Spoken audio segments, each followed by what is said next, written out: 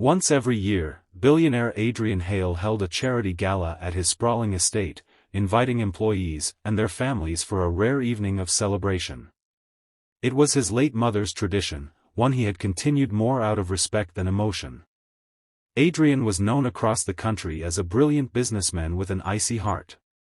People admired his success but feared his silence. Even those who worked in his mansion barely exchanged more than a greeting with him. Among them was Maria, a quiet maid who had served the Hale family for over 12 years. She never asked for favors, never complained, and always arrived before sunrise. This year, however, she brought someone special, her 8-year-old daughter, Lily. The little girl wore a simple blue dress that had been carefully stitched by her mother. Though surrounded by luxury she had never seen before, Lily's eyes sparkled with wonder instead of envy. During the evening, Adrian announced a small tradition for the children. Smiling for perhaps the first time that night, he said, "Tonight, one child may ask me for 3 wishes. If they're within my power, I'll grant them." The room erupted with excitement. Children whispered about toys, vacations, and ponies. Then Adrian's assistant randomly picked a name from a glass bowl. Lily Santos. The room fell quiet as the shy little girl slowly walked to the stage, holding her mother's trembling hand before letting go. Adrian knelt so they were eye level. "You have 3 wishes," he said gently. "Think carefully." Lily looked at him for several seconds, then took a deep breath. Her tiny voice echoed through the silent ballroom. "My first wish is that you eat dinner with my mommy every night instead of alone." Adrian froze. Every executive, guest, and employee stared in disbelief. That wasn't a request for money or gifts. It wasn't even for herself. The billionaire blinked, unable to answer. Lily continued innocently. "Mom says rich people have everything. But every night when she cleans your dining room, she says you always eat by yourself. She says nobody should have to be lonely while eating." A lump formed in Maria's throat as tears streamed down her cheeks. "Lily," she whispered, embarrassed. But Adrian raised a hand gently. He wasn't offended. He was remembering. Years ago, after losing both his parents and later his fiancée in a tragic accident, he had buried himself in work. The mansion had become enormous, beautiful, and painfully empty.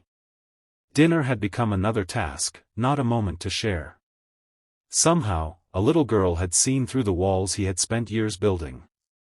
For the first time in over a decade, Adrian felt completely speechless. The audience waited. Finally, he smiled, a genuine smile that softened every hard line on his face. "Your first wish," he said quietly, "is granted." Applause filled the ballroom, but Adrian barely heard it. He was looking at Lily with gratitude instead of authority. "And your second wish?" he asked. Lily grinned. "I want my mommy to have Saturdays off so we can go to the park together." Maria gasped. She had never asked for time off because she feared losing her job. Adrian nodded immediately. "Done. Starting this week, every Saturday belongs to your family, with full pay." More applause erupted. Some employees wiped away tears. Adrian then asked for the final wish. Lily looked around the grand ballroom before answering. "I wish every worker here gets treated like family because they help take care of yours." Silence returned, even deeper than before. Executives exchanged uncomfortable glances. Adrian slowly stood, emotion visible in his eyes. "That," he said firmly, "is the wisest wish anyone has ever asked of me." That very night he announced higher wages, better benefits, paid family leave, and educational scholarships for employees' children. The ballroom exploded with cheers. Months later, journalists praised Adrian Hale's company as one of the best places to work in the country. They credited brilliant leadership and visionary policies. Only Adrian knew the real reason behind the transformation. Every evening, a small table was set beside his own where Maria and Lily joined him for dinner whenever they wished. The mansion no longer echoed with silence but with laughter, stories, and hope. And Adrian often smiled whenever he remembered the little girl whose first wish had given him something money could never buy, a family around the dinner table. The first dinner together felt awkward for everyone except Lily. She climbed into her chair with a bright smile, happily swinging her legs beneath the oversized dining table. Maria kept apologizing, insisting they didn't belong there, but Adrian simply shook his head. "You belong here because I invited you," he said calmly. No more apologies. For years, the grand dining room had echoed only with the clinking of silverware. That evening, it echoed with conversation instead. Lily talked about school, her favorite books, and the stray puppy she dreamed of adopting one day. Adrian listened more than he spoke, but something inside him slowly began to change. He found himself asking questions, real questions, not because he had to, but because he genuinely wanted to hear the answers. The following Saturday, Maria enjoyed her very first paid day off in years. She and Lily spent the morning in the city park, laughing as they fed ducks and shared homemade sandwiches. When they returned home, they discovered a small package waiting at their apartment. Inside was a handwritten note. For family adventures. No strings attached. Beneath it were annual passes to the city's zoo, museum, aquarium, and botanical gardens. Maria's eyes filled with tears. "He remembered," she whispered.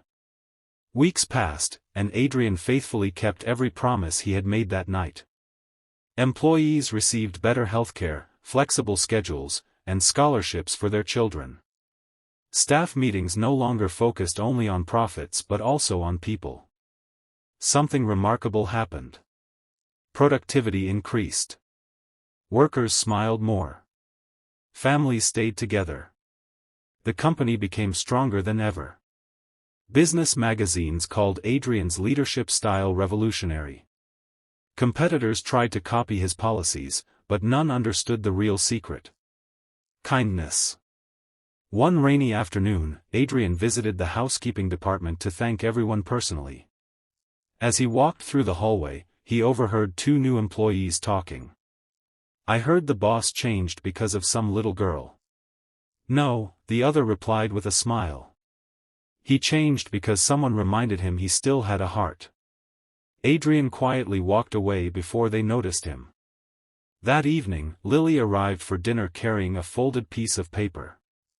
"I made something for you." She handed him a colorful drawing. It showed three people sitting around a dinner table beneath a bright yellow chandelier. Above them she had written in large, uneven letters, "Families don't have to match. They just have to care." Adrian stared at the picture for a long time. He had received priceless paintings worth millions of dollars, but none had ever meant as much as this simple drawing made with crayons. He carefully framed it and hung it in his office, replacing an expensive abstract painting. When investors visited, many asked about the childish artwork. Adrian always answered with the same words. "That's the most valuable thing I own." Months later, Maria was promoted to household operations manager because of her years of dedication and exceptional work ethic. The promotion came with a significant salary increase, allowing her to move into a comfortable home where Lily finally had her own bedroom. The little girl hugged Adrian tightly after hearing the news. "Thank you." He smiled and gently shook his head. "No, Lily. You used your 3 wishes wisely. You gave your mother time. You gave hundreds of families hope. And you gave one lonely man a reason to come home before dinner." Lily laughed. "Does that mean we're friends forever?" Adrian smiled warmly. "It means we're family forever." As the sun set beyond the mansion windows, 3 dinner plates were placed on the table once again. Years earlier, Adrian Hale had believed success was measured by the size of his fortune. Now he understood that true wealth was measured by the number of people who smiled when you walked into the room. And all it had taken was the first wish of a maid's little daughter to teach a billionaire the greatest lesson of his life. 5 years passed, and the story of Adrian Hale's company became a business school case study. Reporters praised the profits, the employee retention, and the culture of respect. They searched for complicated strategies and expensive management systems, but none of them ever discovered the simple beginning of it all. It had started with one little girl who believed no one should eat dinner alone. Lily was 13 now, taller, more confident, and an excellent student thanks to the scholarship program Adrian had created. Every report card she brought home was filled with outstanding grades, but what made Adrian proud wasn't the scores. It was the comments from her teachers. She is the first to help a classmate. She treats everyone with kindness. She makes others feel included. Maria often smiled when reading them. She's teaching the world the same lesson she taught you, Maria joked one evening. Adrian laughed. I think she's still teaching both of us. One autumn afternoon, Adrian received devastating news during a routine medical examination. The doctor explained that although the condition wasn't immediately life-threatening, it required major surgery. Recovery would take months, and there were risks. For the first time in years, fear returned. That evening he skipped dinner, choosing instead to sit alone in his study. A gentle knock interrupted his thoughts. Lily stepped inside carrying a tray with warm soup, fresh bread, and a small candle. I noticed your chair was empty, she said softly. You once promised you'd never eat alone again. Adrian smiled weakly. I wasn't very hungry. Lily placed the tray on the desk. My first wish doesn't expire. Those words broke something inside him. He laughed through tears, realizing that the child who had once needed his help was now giving him strength. The surgery took place 2 weeks later. Maria stayed at the hospital every day after work. Lily visited after school with homemade cards, funny stories, and books to read aloud whenever Adrian felt discouraged. Even hundreds of employees signed a giant banner that stretched across an entire hospital wall. Get well soon, Mr. Hale. Thank you for believing in us. Doctors and nurses couldn't believe how many people cared about one businessman. An elderly nurse smiled at Adrian. You must have done something extraordinary. He glanced toward Maria and Lily waiting outside his room. No, he answered quietly. I simply listened to the right little girl. The operation was a complete success. Months later, Adrian returned to company headquarters. Instead of a formal celebration, he requested something different.